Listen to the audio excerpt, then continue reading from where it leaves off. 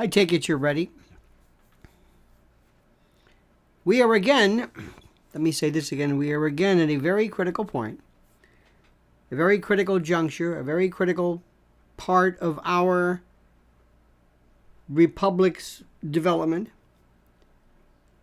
involving Trump, 2024, GOP, Bobby the K, TC, Tucker, the whole kit and caboodle. It's all happening right now. Very, very important, very, very critical. Things have changed drastically. And sometimes they happen. Things will. It's a lot of information that it's really not there. If you've ever read like a blood test, and you get your results back and your physician says, don't worry about that, don't worry about that. They just throw a lot of stuff in there that frankly don't. This is the one you got to worry about. Look at this, look at LDL, look at whatever the particular functions are. Here's what's happening. No matter how we think we know what's going on, we are still observers. We are still not in the loop, and we are kept outside of the loop, and we are put in the position of, and I love this analogy. It was provided years ago by someone trying to explain how an EEG works, an electroencephalograph. And he says it's like standing outside of a stadium, listening to the crowd and trying to guess the score. And I love that. It's data, but it's in so many respects, in so many ways, unimportant, but critical, depending upon where you look. And that's the part which I find so fascinating. It's where you look. And that's the thing which I cannot explain enough to you. That's the part which I think is the most interesting. It's being able to tell you or being able to explain to you, this is what matters, this is what's critical, this is what we have to worry about. This is the stuff. Now, I know sometimes it's very, very common for people to want, above all, to believe that things are great, to believe that we're doing wonderfully well, that everything is just fabulous. Well, sometimes that's true, sometimes it's not. Sometimes it's hard to say. But irrespective of this, and this is the part that's important, irrespective of all of this, there's a lot of good news that I want to go over with you. And I want you to understand that it's the reason for that is not just to be, just not to be the purveyor of good news, but to look at what's happening. Okay, first, as you know, right now, someone, something, some entity is in charge of what's happening in the world. And it's not the Democrats. It's not Nancy Pelosi. It's not AOC. It's not CNN. And it's not the Republicans either. It's something else. Something else. Something is in charge of what's happening. This entity, the shadow government, has pretty much taken over and contaminated what used to be called the Democratic Party. And it took over the Democratic Party in terms of like a virus takes over a cell, or like a parasite takes over a host, or something along those lines. It takes things over. Now, the Republican Party, your guess is as good as mine on that one. I frankly have no interest, so I'm not the person to talk to. I don't even listen to them anymore. They are of no relevance whatsoever. They are spending far too much time on Hunter Biden. They're spending far too much time, as DeSantis is realizing, far too much time on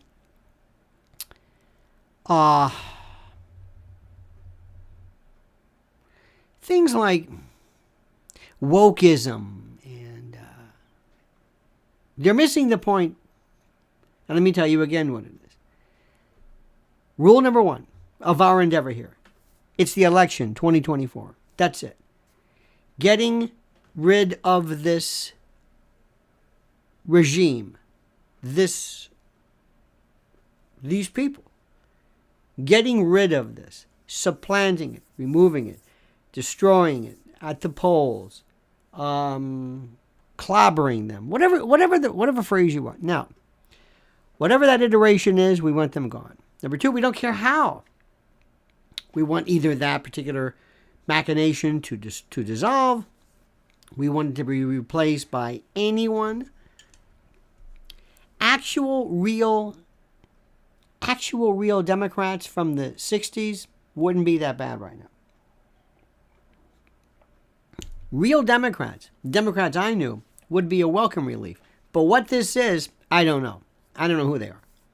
They have been taken over. They are the host party, taken over by these folks, okay? So we got that. That's number one.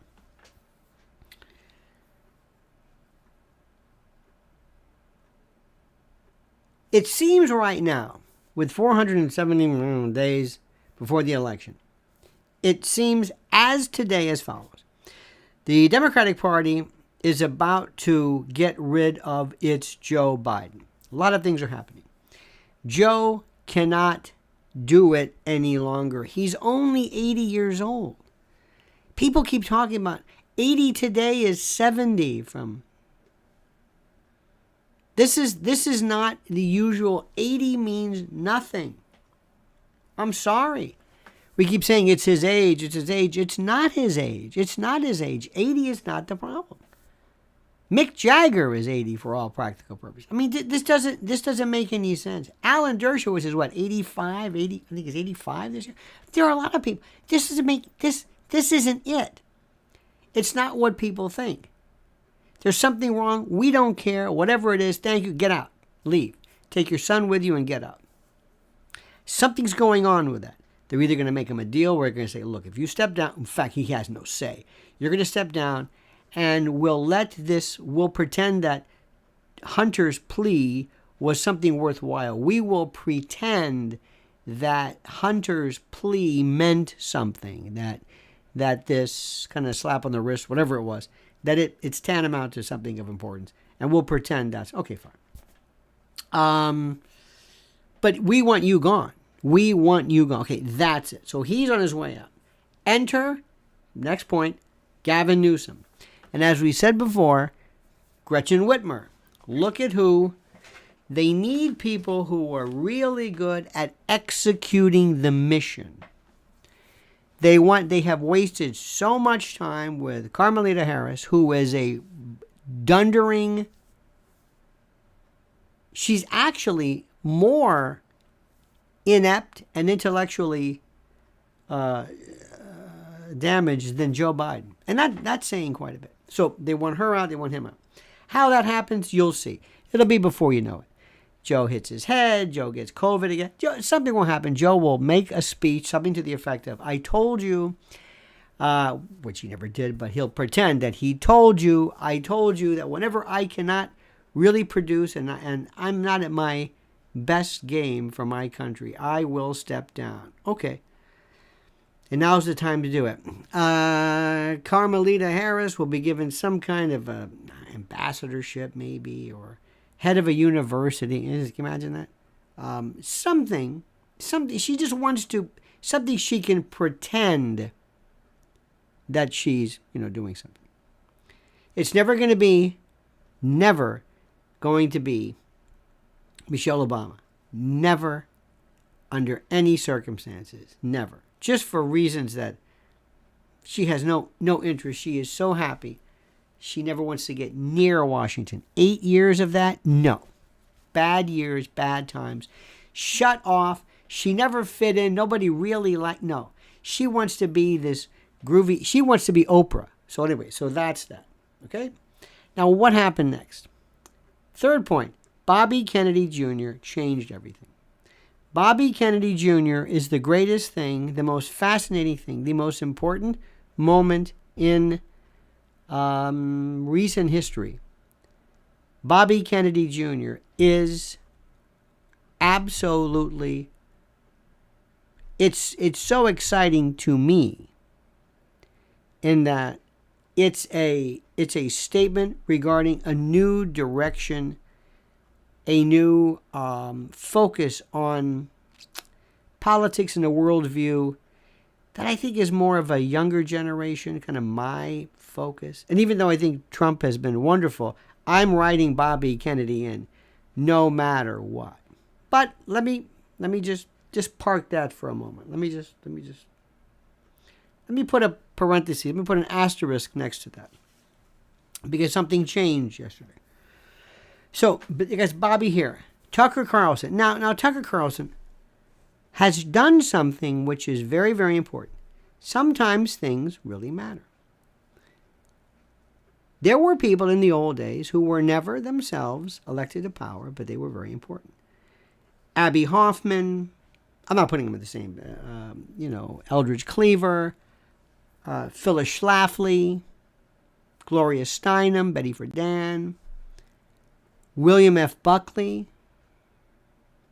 There were people, Pat Buchanan to an extent, but he was at least in the Nixon White House, but there were people who, by virtue of their statement and what they believe in, it really changed it. Rush Limbaugh, at his peak, was more important than anyone in the Republican Party. It was a different time, but it was true. And you may not ever see this again. He is. Today, the rules have changed. The people who make more of a difference than you could ever imagine, believe it or not, are Tucker Carlson, Joe Rogan,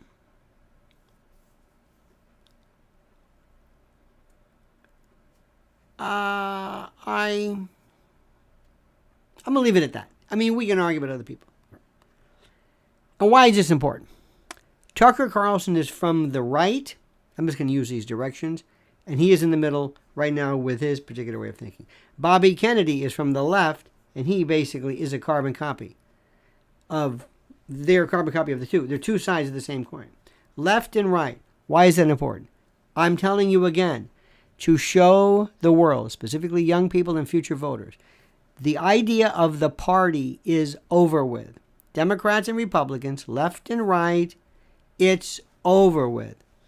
This hatred of Trump, this even in one election cycle, you're going to see people. 4 years is a long time.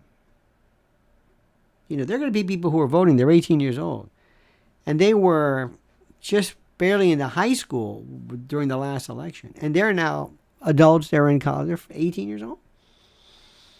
And you see people like, I don't know why, somehow it was on my YouTube loop, Keith Olbermann and others, this snarling anger. It's this.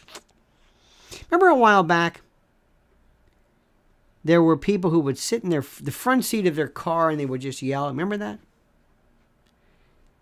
There was one who was running for office here, a vile, profane, real low rent, had the vocabulary of a bowling alley cocktail waitress, with all due respect. And it was one of a steady stream of these lunatics who just screamed and yelled. And that's over with. Have you noticed that? You don't see those. Remember the Karens?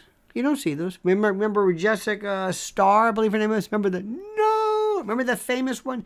The famous. The day of when Trump was being, I guess, sworn in. Remember her? No. That famous, iconic. She never came forward. You never heard of her. Jessica Starr, I believe her name is. I believe it's Starr.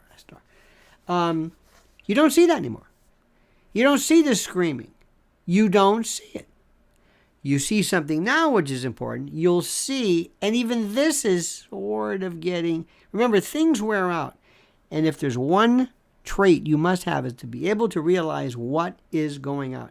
Now you're seeing kind of like the TikTok, these self-revelatory, weird people who would talk into their TikTok phone, not understanding that people were basically culling this and cataloging this and showing the rest of the world, look at this insanity. You don't really see that. You don't see these performances except in still, these teachers says, I am a non-bifusal Fisteris, Planet X sub-dominion transbond. They would sit there with these new words. You go, what? That's a new one. They would try their best.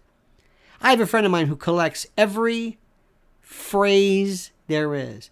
Well, I'm not going to be a part of any black pill dystopian DARPA. Oh, you're getting them all down, aren't you? I'm not gonna, don't put me in the cognitive dissonance and the planned opposition and the kind of an Orwellian dystopian. I'm not gonna be a part of any kind of a, he knows the jargon, as a friend of mine would say. So you don't really see this anymore. You notice this? You notice this? This is what you look. What are you seeing right now? You're seeing people kind of, sort of, maybe kind of settling into a new phrase. Something is happening. People are talking repeatedly about how the cities they're just falling apart. San Francisco, Portland, this place out of Philly named Kensington. Go online and look at this. It's over with. That's why there is a mad dash on the part of the Democrats to pass as many bills, executive orders, and others. It's just we're getting into the new. Rachel Levine, boring. Rachel Levine is now saying, and that's why getting puberty. Okay, yeah. Leah Thomas, boring. It's not work. Even, and you're having Martina Navratilova agree with Tucker Carlson. I mean, this transgender thing, this was their hallmark position. This is what's going to destroy everybody. And by the way, parenthetically, DeSantis is focusing too much on it. Yeah, it's important. But remember, most people, if you go around the country, they will say, I don't know anything. I don't run into drag shows. I don't run into problems at libraries. I don't run into this. I hear about it, but I don't see this. I don't know where this is. Most of the time, during our worst periods in American history, when civil rights violations and Jim Crow, not every city had black, restrooms, waiting rooms, and whites and all that. A lot did, but many didn't. Many would say, I don't remember this. Do you know that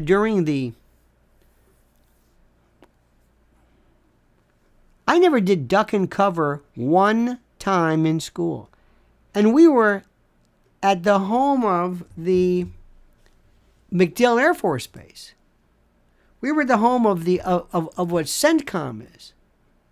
I mean, think about this. I never saw it one time. But people always talk about duck and cover. I never saw that one time. I never had that. And people were saying, "No, yeah, we did." I said, "No, we didn't." Anyway, so what I'm saying is that things are changing drastically. Okay, 18 minutes leading up to this. Yesterday, we're going to learn that in one of the most stupid moves, Jack Smith is going to indict Trump, and maybe by himself, because they put the word out. He received what is called the target letter. As you know, there are 3 distinctions that one can be in terms of and vis-a-vis a grand jury appearance. You can be a witness, where you just testify as to what you saw. You were in a bank and you saw the robbery and you're just telling people what happened. You can be a subject, the subject of an investigation. You're not really targeted. You're not guaranteed to be indicted, but we're looking into you. It's not good.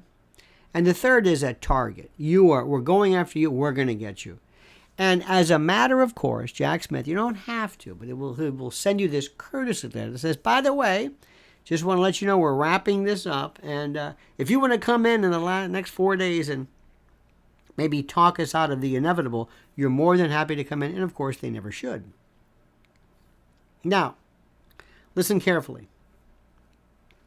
Did you hear yesterday the thud from everybody regarding Trump's indictment? Listen to me. I spend a lot of time listening to the enemy so you don't have to. I paid very close attention. What are people saying? Where was the glee? Where was the excitement? Where was the talk of, is there going to be a mugshot? Is there going to be a perp walk? Is there going to be, can he go to jail? And wasn't there. Why? This is the third indictment nobody understands. Indictment number 1, Alvin Bragg. Something about Dusty Saddles or Stormy Drains or whatever her name is, this Trollop, this Meretrix, this Virago. He paid her off, but through Michael Cohen, and then Michael Cohen, maybe, I don't know what, not really sure what or how that even works. Not even sure, not sure. In any event, that's where we are right now. Okay, fine. Again, not sure where how this works, how this fits in, but there it is. Okay, fine. Terrific. That's that. Okay? That's number 1. Marjorie Taylor Greene was in New York. Other people were here. They were standing outside and they were doing anyway, to make a long story short, there was a big deal.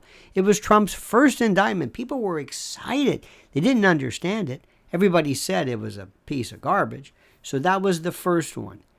Indictment number 2. Now federal, the Mar-a-Lago case. Kind of a thud. He had papers and documents. Do you think Trump is involved in espionage? No. Do you think he was trying to sell this to the Chinese? No. What happened? He basically had what again? He had papers. Were those his papers? Well, yeah, technically. Okay. They were his papers and he had them. Yes. All right. And what are we supposed to make? It just didn't work. None of it didn't grab people. They were espionage. Technically, he should. Whenever you hear technically, that was the second indictment. The third is going to be maybe, and we don't know, it might be seditious conspiracy. It might be conspire. I don't even know. January 6th. January 6th is so old. January 6th, 2021. What did Trump do? Well, Trump encouraged. Oh, okay. It's not there. None of this is here. Do you understand what I'm saying? There's no passion for this. This is the biggest mistake ever. They're telling Jack Smith, you're going to do this. And at first I thought Trump was deranged by repeatedly calling Jack Smith deranged. By the way, need your likes, my friend. We need 300 likes. Hate to be the nag, but please, I ask respectfully. This isn't working. And even Trump's attitude was, well. Now, I want you to notice something. I watched CNN. I think it was Anderson Cooper. He had some really good folks on.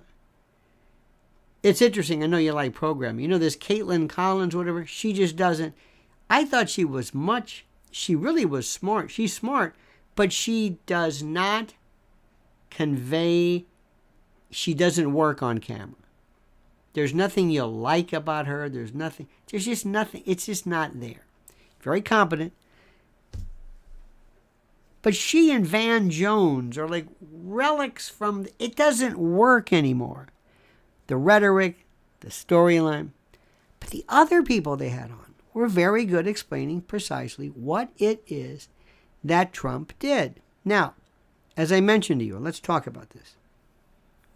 The problem that we're going to have, and you're going to have, and that others are going to have, is dealing with this maybe seditious conspiracy. Maybe. And basically what it means is, it doesn't mean that he wanted to overthrow the country, but one could argue that if you conspire with two or more people to forcefully take over, let's say, government property, the Capitol, through some kind of an aggravated trespass, or if you interrupt a law that's being passed, specifically the certification of the votes. Now, let me just stop something. There are many, many people on social media, and nobody cares about this, but let me let you know. They were asking electors at the time to do exactly what Trump was doing. They were asking electors not to certify Trump, but to write in Hillary. It's there. You can see the endorsements. You can see the letters to the editor. You can see the editorials. It was there. Same thing. Now, Trump, it wasn't done with a bullhorn. Trump did it boorishly, but that's a stylistic argument. The substance was identical. Let me say this again. What Trump did, the left did regarding Hillary. The same thing. Now, is that an excuse? No. But it lets you know this is how far things have gone. Now, would it be beneficial to let people know? Maybe. Maybe. I don't think they're going to listen because the people, remember, there are people on the left that we just don't care about. And we don't really, doesn't really matter. But that was done. So they're going to claim that Trump was inciting a riot and that sort of thing. Now, there's a case, Brandenburg against Ohio, 1969, that says you can actively advocate violence. This was a Klansman. I think it was Clarence Brandenburg. This was a Klansman who basically was at a Klan rally with a hooded Klans member and basically was saying some pretty raucous stuff. But the Supreme Court said unanimously, look, it's got to be something which is designed to incite violence, and that incitement was about to imminently happen. You see, the law is funny, and you can quote me on that. We have, for example, in some states, assault and battery. Assault is attempted battery. Battery normally is the impermissible touching of another against their will. In New York, assault and battery are the same. But I'm used to common law states. Assault is threatening somebody to do immediate harm with the apparent ability to do so now. It's an unconditional threat, promise to do. I'm going to do something now. Sometimes I swing at you and I miss. Sometimes I'll come at you with. It's now. Battery is the completion of that. In some states, anytime you condition that threat, if you come back here one more time, I will beat you up. If you get near my daughter again, I will do. If. The conditionality of that takes it out of the assault statute, and it's not a present threat to do immediate harm anymore. It's a conditional threat, and it changes everything. Do you see what I'm saying?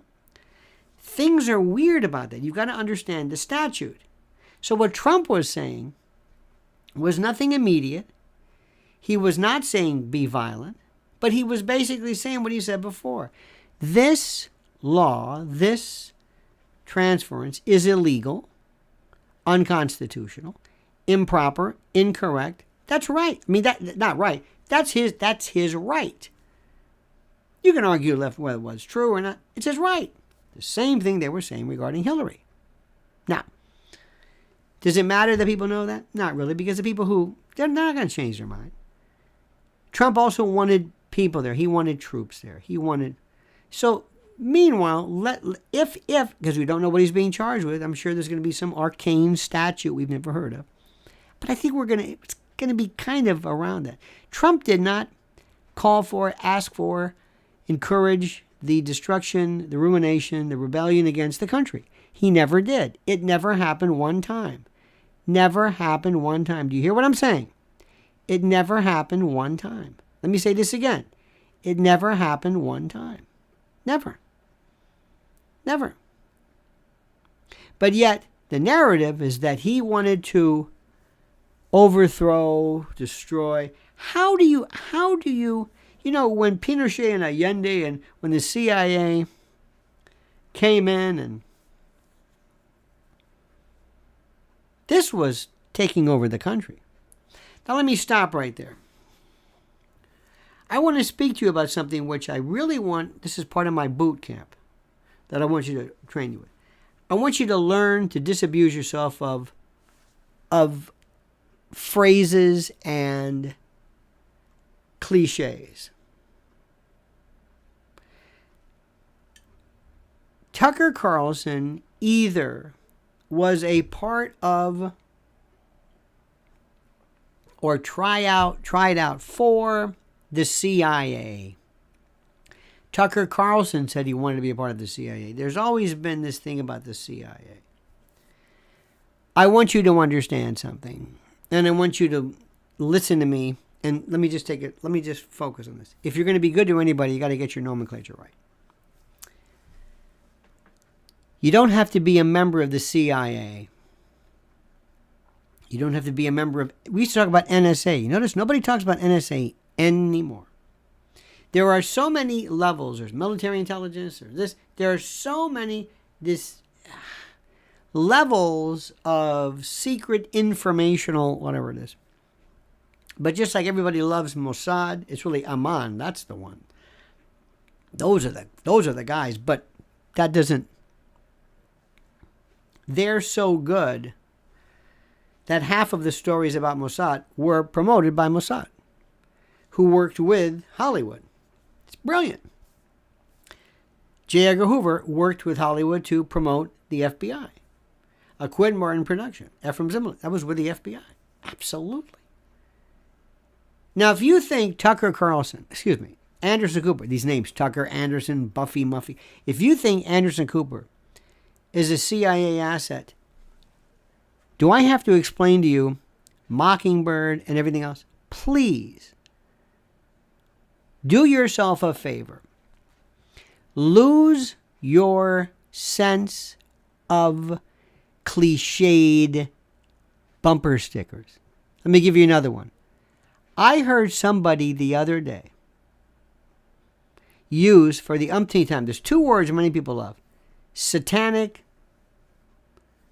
is a big one. Satanic. Pedophile is a big one too. Pedophile. That's their word. They love it. And the third word is Marxist. And I had it the other day. And I said, would you please tell me, what about, I think it was in the context of BLM, what is the basic tenets of Marxism? And where does that fit in to BLM? Tell me where Patrice Cullors and others are involved in this social, economic, philosophical viewpoint regarding the impact of the ruling class on laborers, discussion of uneven distribution of wealth and privilege, socialism in terms of a planned economy. Tell me where any of this is. Tell me. You keep bringing this up. Tell me where this is. Tell me. You've said Marxism for the millionth time. Where is it? Tell me. They can't tell you. It's a phrase. I did some stuff. It's reading the Communist Manifesto. This is my favorite. It's a very interesting about Engels and Marx. And this was 1848. Where specifically is BLM? Do you think this? Where does this deal with capitalism self-destructing and replacing by socialism, and then ultimately this ideal of communism? Where is this? Do you think for a moment that Cullors, that anybody from BLM, look at these, they understand what Marxism is? Do you think or do you have any, or is this a cliche? Turns out it's a cliche. People will say things. I ask you, if you're going to use terms like that, please make sure you spend a good amount of time. There are so many videos, and listen to what communists and Marxists themselves have to say. Where do they talk about violence? Where do they talk about... Do you understand what this is? They are as Marxist. Marxism is a cover. They may have a Che t-shirt. They may do like this. This is Atpor. This is about capitalism. This is about welfare capitalism and money and greed. This has nothing to do. There was not one thing that the BLM folks ever did that in any way promoted, encouraged, or suggested anything involving Marxian ideology and the like. It does not exist. So yet, people will continue with this. Don't get caught using the wrong term. Focus on what's happening. When you look at, when you see this important term, this is very, very critical. When you look at, and I'm a stickler for this, I'm sorry, but there's this movement now, well, the Sound of Freedom is not about pedophiles. That might be somebody who created the initial market, but the traffickers, those people who were grabbing these kids, if you saw the movie, and we saw it opening day, 4th of July, look at the stories of these people. These are capitalist criminals making money. That's their thing. They may indeed share any kind of sexual ideation, but trafficking, drug trafficking, labor trafficking, trafficking in endangered species, trafficking in antiquities, trafficking in stolen property, trafficking in chop shops, diamonds, minerals. It's about money. It's about currency. Those individuals who commit sexual battery against women are not considered heterosexual. I don't know where this comes from. I don't know where. If this is your shorthand, that's fine.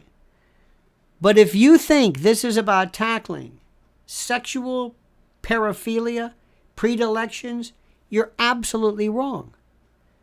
It has to do with organized crime. Do you know how much of classic organized crime used to be involved with what used to be called child pornography, but it's now child sexual abuse material? You know why? Because it made money.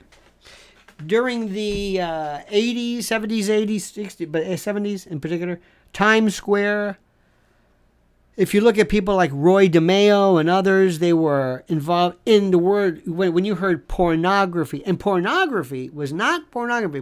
That's not where the money was.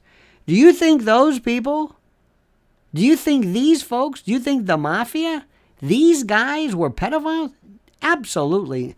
Are you kidding? It's the death penalty. It was money. So when you throw out words like Marxist, pedophile, CIA, assets, they do it with conspiracy theory. They do the same thing. What are you talking about? There's no conspiracy here. What do you mean? Who's conspiring? What? Well, this Sound of Freedom is a conspiracy theory. Who's conspiring? What do you mean? Who? What? Who? You said it was a conspiracy. Conspiracy involves, the problem with the conspiracy is the confederation, the association of two or more people. Who are these people? Do you think Jim Caviezel is conspiring with Tim Ballard to make up a story about trafficking? Tell me. They don't even know what the term means. What are you talking about? What do you mean? You see, we just say things. There was a story about Sam Brinton, the fellow who stole the luggage. They call him non-binary. What does that mean? Do yourself a favor. Do yourself a favor. Have fun. This one's on me. Whenever you're with somebody, especially with a group of people, and somebody says non-binary, you can say, Dave, I meant to ask you. Maybe you can help me with this. And always say this, because if anybody knows this, you do. Because I know you're on top of this. What is non-binary versus gay? Can you be straight and non-binary? Does that mean gay? Does anybody say gay anymore? Can you be straight and non-binary? If you're transgender, if you're like this woman, if you're born a woman, you're born a biological female, but you identify as a transgender non-binary, isn't that another way of saying female, woman? Doesn't one exclude and then return the other? Can I ask people, hold them accountable? What do you mean by that? I do this all the time. You mentioned Klaus Schwab. What exactly does Klaus Schwab say? What is his jurisdiction? What is the World Economic Forum? And tell me specifically, what jurisdiction does Klaus Schwab have over the United States? They can't answer the question. I need 300 likes. I'm sorry. I don't know how to be any more bold than that. Ask people questions. What are you talking about? I heard the other day, this one destroyed me. I lost my mind. When it comes to COVID, forget it. Forget it. Everybody's an mRNA expert. I heard somebody compare Mengele with Fauci. I said, all right, that's enough. That's enough. Look, if you're gonna misunderstand history, that's fine. Do not besmirch. Do not dilute. Do not do anything by comparing Fauci to anybody but a used car salesman. If you think he is on the same level as to the experimentation that went play, you're doing a disservice. Do not do this. Do not say this. Get your facts correct. Understand this. We speak with such imprecision in this country. It's not even funny. People just say stuff all the time. Years ago, when the term African American came out, I remember. I'm old enough to remember when colored was considered okay. Negro, okay. Afro-American, black, fine.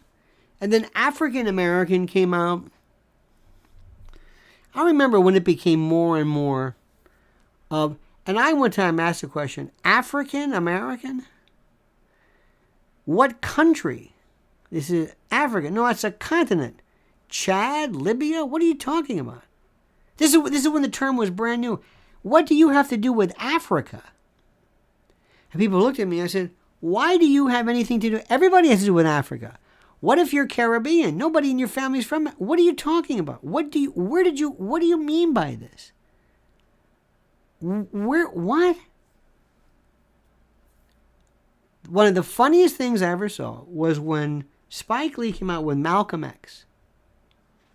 Many people then, when it came out, did not know who Malcolm X was. I heard, I swear to God, Malcolm the 10th. He thought he was a pope or something. Funniest thing, if you don't know the word you're using, don't use it. And if you want to destroy anybody in any conversation, ask them, please explain what you mean by that. Please explain what's happening. Please explain. Guess what they are going to do right now? Guess what they are trying to do to stop forms of cancer? Guess. Guess what they're going to be using? mRNA, messenger RNA, to inoculate against certain cancers. But to my genius friends who are experts, they hear that and they go crazy. They know nothing about this. I don't want to bring this up, but I will. This is one of the best things. This is one of the funniest things I've ever heard. Not funny, but illustrative. Bear with me. And if you've eaten anything for breakfast, I'm sorry. But You may or may not have heard about gut biomes and gut health and probiotics and this and that. Okay. Some people have absolutely the most horrid of GI distress that affects people in the world, from ileitis and colitis and IBS and all of this. And other people have a hard time because their E. coli, for the most part, their gut biome is just gone. So they will take people who have strong, stable, basically gut health, and they will transplant feces from one person into another. I'm sure you've heard of it. It is one of the most incredibly fascinating things going around today. Now, I know we're going to say, how did you get from Trump's indictment to this? And this is called an analogy. And people who have, that C. diff and other stuff, and there's this fecal transplant. Okay. It's all over the place. All over. Absolutely fascinating. But most people cannot get past the subject matter. They just can't. Why? Because they're uneducated, they're incurious, and they have the scientific literacy of a 4-year-old. The same thing. I need 300 likes, by the way. Thank you. Sorry to say this. Okay. What am I saying? They know nothing about fecal transplant. They know nothing about Marxism. They know nothing about conspiracies. They now know nothing about people who know nothing about geoengineering and the weaponization of weather. They know nothing about Marxism. They know nothing about history. Nothing. I heard somebody the other day, one of these, these freedom things and all that. That's great. I have a thought to say about that in a moment. And somebody said, the United States is based on Judeo-Christian ideology. It's a Christian nation. No, it's not. Absolutely not. John Adams made that very clear. The Treaty of Tripoli, Article 11 or whatever it was. They have no idea what they're talking about. They speak in cliches. And let me tell you something. I mean to tell you this. If I didn't know better, well, let me rephrase this. If I represented the shadow government, I'd say, I want you to put all of your money into as many freedom festivals and CPACs and jamborees and everything you can imagine. Put them in these conservative jamborees. Put them in, and the reason why is that people get so goofy when they talk to each other. They get so heady. They get so in la-la land with, we're going to do this. It wears them out. It takes all of their fire and destroys it. They focus on this weird worship like, I heard this the other day. Oh, there's Charlie Kirk. Are you kidding me? Did you ever hear anybody say, hey, there's AOC? Where are the Democrats? Don't have that. Where do they have? They don't have that. I've never seen that. Democrats, you would think. I mean, I don't know. This is this weird kind of this. It's not about Tucker. It's about what Tucker represents. It's no. People, they love him and this gushy. It's enough to make you sick. When he was at some, I don't know what he was, one of these jamboree things. He was, hey. And he said, oh, come on. Oh, you're so sweet. No, thank you. It was enough to make me puke. It's like, stop this. We have an election coming up in 470-something days, and this is a love fest. Stop this. This is where. So we need a boot camp and fast. We got to get rid of this cult of personality. We have to talk about issues and policy and philosophy and thinking and history, and not this I don't know what it is. So help me God, and I mean this with all due respect. With all due respect, and I'm not saying this to be.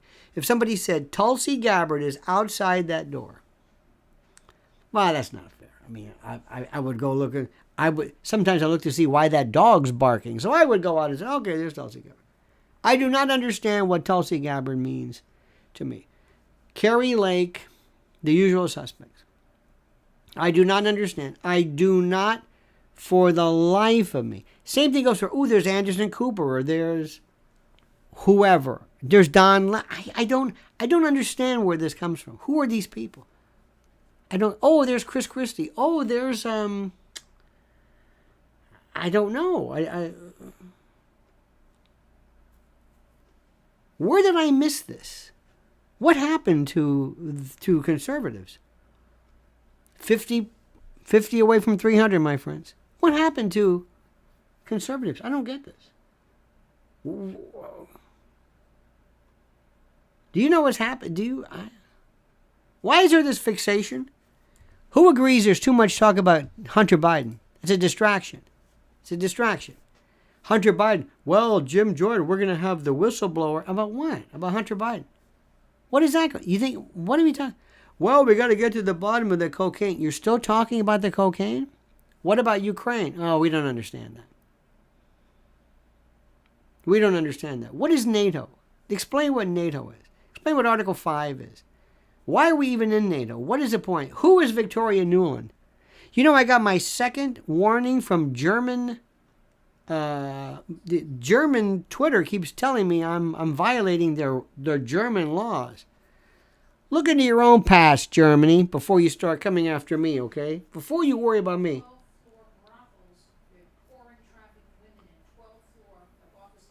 Where? Germany.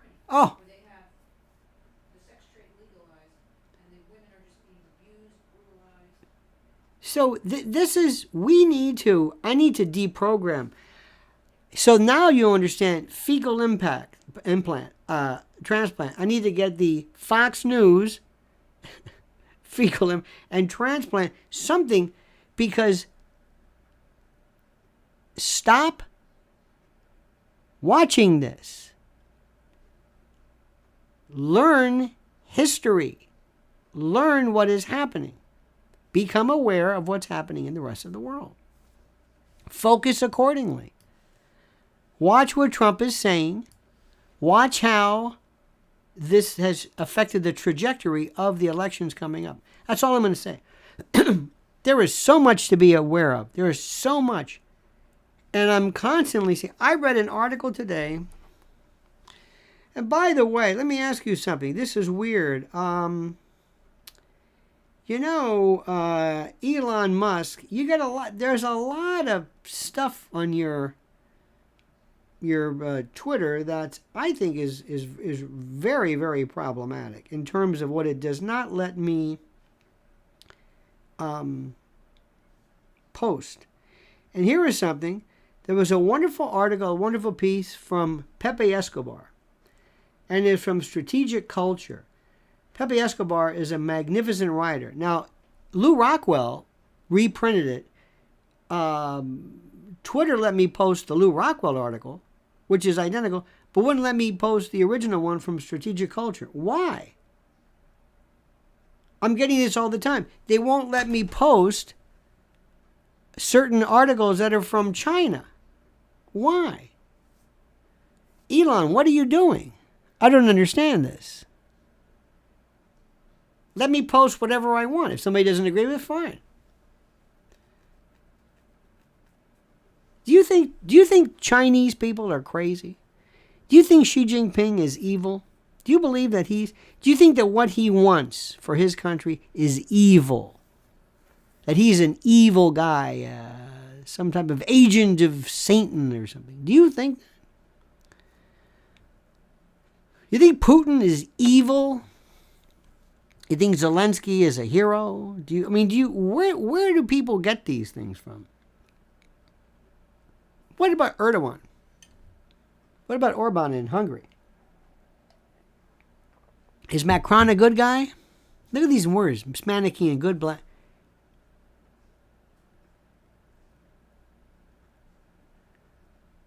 I don't understand this.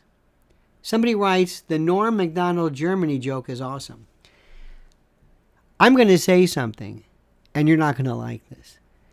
The most overrated, absolutely overrated comic of all time, based upon this postmortem hagiography, was Norm Macdonald. You make this guy sound like he's a genius, the greatest stand-up comic ever. I'm not saying he is without talent, but this auto-mourn post-mortem insanity. Same thing with Bob Saget. Oh my God. Remember when Bob Saget never got to the... Remember how Bob Saget, remember that story? Oh, shh, keep that one going. But when Gilbert Gottfried, people will think anything they want. Remember when The Clash, everybody loved, you had to love The Clash. You had to love the movie Fargo. You had to, there's certain things you just have to do. And one of the things is you have to say that Norm Macdonald was the greatest, he was a genius. Tell us a Norm story. I mean, they're okay. I'm not saying they're not worthwhile, but they're not in any way worthy. Because the sad part about it, listen to me. Comedy, American comedy, is so unsure right now because of the fact that you can get comedy and very smart people everywhere. It's everywhere. In the old days, you had to kind of go to a club to see somebody. Maybe you get an album or something. I remember the days when George Carlin and Bill Cosby and Bob Newhart buttoned down mine. That was the first one ever. And you never really saw these people. Maybe somebody was on TV. Maybe. And comics were really important. Now they're everywhere. We're just oversaturated. Why would you want to go to a comic? Why do you want to go see somebody? I've heard them. What are they going to do? Something different? What? And there's something about this weird momentum. This momentum that just starts. I don't understand this. Biggest one ever, Bill Burr. What am I missing something here? Let me rephrase. I'm not saying these people are not good or talented or funny. I'm not saying that. But if you think this is the second coming of, I don't know what, that this is genius love. It's good. I'm not saying it. It's like years ago, we had a cronut. All of a sudden in New York, there was a cronut. People waited for miles to show up for this cronut. It was okay. But they stood there because everybody was doing it. They stand there because everybody's doing it. All of a sudden, when people stand, there's a little pizza joint I saw on 9th Avenue, and there was nothing. I don't know. There was a line, and I don't know why. You know why they were there? Because there was a line there. Because people want to say what everybody is saying. They want to do what people are saying. They love to be a part of the crowd, the Le Bon crowd. 26 more and I hit 300. That's it. Now leave me alone. That's all I'm asking. So my friends, to wrap everything up, think for yourself. Never be told what to think. Never go along with the crowd just because everybody's saying it. Invariably, they're wrong. Anytime you can veer from the crowd, do it. You'll be much more respected. Anytime you can say, well, yeah, he's funny, but I think so-and-so is even funnier. Yeah, he's okay, but I think, yeah, the cronut's okay, but I think birrias, or they're the new thing now. All of a sudden, it's like, oh. I remember when paninis all of a sudden. It's like, paninis, we've had those for years. Yeah, but they're big now. Watch a little bit of the opposition TV. Listen, just get an idea of what the opposition is saying. Fox News is nothing but the reiteration. What you're seeing is they're turning that once interesting show into a bunch of floozies sitting on a couch with their dress hiked up to their arse. Sorry. But if you can't see this, somebody sent me one the other day. This girl, she kept, I guess they were saying the IFB, pull it down, pull it down. She kept pulling her leg. I was like, what do you want? What is this? Is this some kind of a trollop convention? I don't understand what's happening. I have no time for this.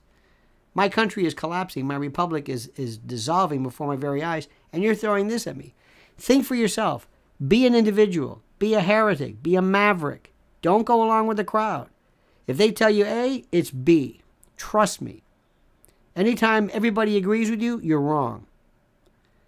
You only take flack when you're over the target. Truth is a thing that gets you killed in this country. Not repeating the usual stuff. Truth is what's the most dangerous. Be a purveyor of truth. Be the most dangerous person in the world by speaking the truth, no matter what. Be beholden to no particular party, no particular ideology, and like John Maynard Keynes said, when the facts change your opinion.